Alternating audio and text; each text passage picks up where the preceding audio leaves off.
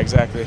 My parents came to the open practice and watched a little bit, but this will be the first scrimmage and first live practice they'll get to see me do. So I'm pretty excited to see what I can show. How does that dynamic work, having a cornerbacks coach and a safety coach?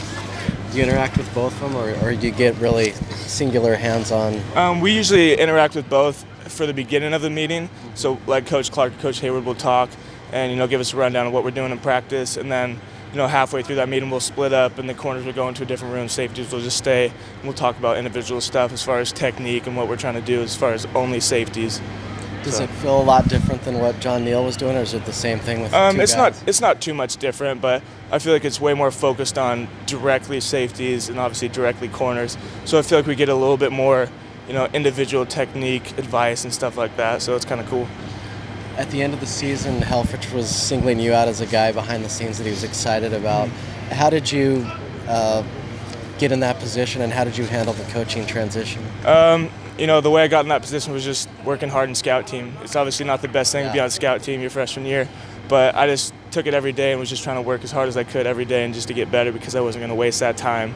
And so I feel like he saw, how hard I was working, even on the hard days when it's not a whole lot of fun. I feel like he saw that I was, trying to make it fun and trying to have a good time and get better. So I feel like that's why he was going to be counting on me.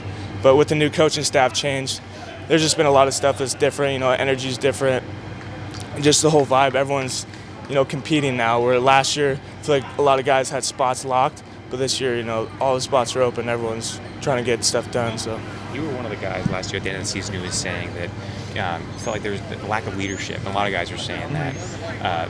A lot of the seniors I was just talking with said that they felt like now it's on them as seniors. Do you feel like there's more emphasis from the older guys to kind of take the top-down leadership approach? Yeah, I feel like the older guys definitely are like, okay, this is my last year. I'm not going to let it happen.